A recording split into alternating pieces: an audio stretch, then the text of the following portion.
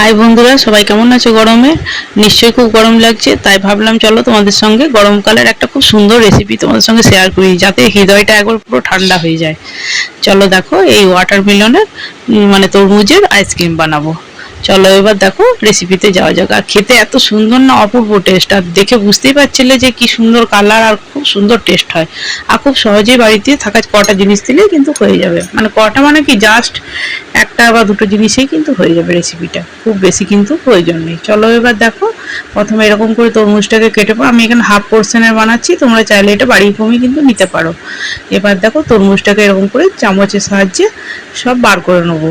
হ্যাঁ, বার করে পরে মানে একটা ফাঁকা মতো, মানে এই যে দেখো এরকম ভাবে আমি একটা খাপের মতো করে নিচ্ছি। এবার দেখো তরমুজটাকে, বীজটাকে আমি ছেঁকে নিচ্ছি। হয়তো মিক্সি গ্রাইন্ডারে দিলে পরে হয়তো পুরোটা আমার পেস্ট করে নিলে হতো, কিন্তু বীজগুলো আছে তো সেই জন্য আমি ছাকনার সাহায্যেই করে দিচ্ছি, কারণ খুব সফট হয়, অসুবিধা নেই। বা যাদের ওই জুস করার আছে তারাও কিন্তু এরকমভাবে রসটা বার করে নিতে পারো, যেটাতে তোমাদের সুবিধা হবে সেরকমভাবে, কিন্তু অসুবিধা নেই। এটা জাস্ট হাতে করে করে দিলেই কিন্তু রসটা বেরিয়ে যাবে। তরমুজ তো খুব হালকা তাই দেখো এরকমভাবে আমি শুধু কিন্তু এই রসটাই নেবো। এবার দেখো এটা আমার হয়ে গিয়েছে প্রায়। দেখো বার করে নিচে, যে হাতে করে দেখো এরকম করে দিলেই কিন্তু খুব সুন্দরভাবে কিন্তু বেরোবে। দেখো কত সুন্দরভাবে বেরিয়ে যাচ্ছে, জাস্ট কয়েক মিনিটের ভেতরেই কিন্তু বেরিয়ে যাবে।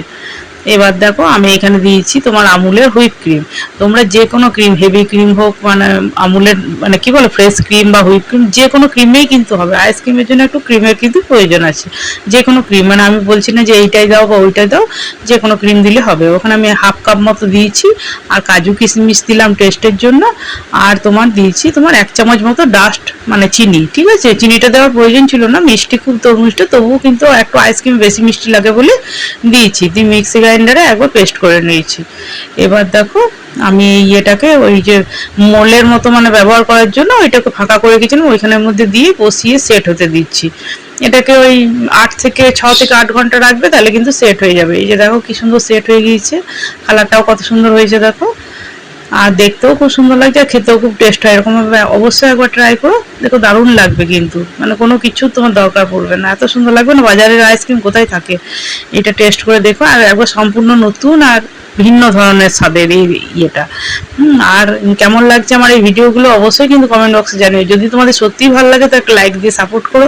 যদি ভালো লাগে তো চ্যানেলটাকে প্লিজ একটু শেয়ার করো। যারা এখনো সাবস্ক্রাইব করোনি তারা কিন্তু আমার চ্যানেলটা কিন্তু সাবস্ক্রাইব করো। আর দেখো এবার কিন্তু আমি ওইটাকে আমি কেটে দেখিয়ে দিচ্ছি যে কি সুন্দর হয়েছে দেখো। এই যে দেখো চামচে করে বার করছি, এই যে দেখো সামনে থেকে দেখাচ্ছি দেখো। দারুণ সুন্দর, কি ঠান্ডা আর খুব সুন্দর। আর ওয়াটারমেলন এমনিতেই খুব ঠান্ডা, তারপর আইসক্রিম করাতে মানে অপূর্ব স্বাদ, মানে মুখে দিলে না মিলিয়ে যাবে। জাস্ট মানে কি বলবো, ওয়াও স্বাদ। একবার অবশ্যই ট্রাই করো, মানে এরকম ভাবে নতুন ভাবে মানে ওয়াটারমেলনকে যে খাওয়া যায় বা টেস্ট এত সুন্দর হয়, মানে সত্যি না করলে বুঝতে পারবে না। কিন্তু দেখো কি সুন্দর গলে গলে আসছে দেখো, কি সুন্দর খেতে। মানে অবশ্যই বাড়িতে সবাই কিন্তু খুব, বাচ্চারা যদি ফল নাও খায় তারাও কিন্তু ফ্রেশ ফলের কোনো নির্ভেজাল একবারে কিন্তু আইসক্রিম। দেখো দেখে বুঝতে পারছো কত কালারফুল হয়েছে, আর খেতেও অপূর্ব সুন্দর। আর এই ড্রাই ফ্রুটের জন্য না আরো সুন্দর লাগছে। এবার চাইলে তোমরা ড্রাই ফ্রুট দিতেও পারো, যাদের পছন্দ নেই তারা কিন্তু নাও দিতে পারো, সেটা স্কিপও করতে পারো। কিন্তু এরকম ভাবে অবশ্যই একবার ট্রাই করে দেখো, কেমন লাগছে অবশ্যই কমেন্ট বক্সে জানাবে।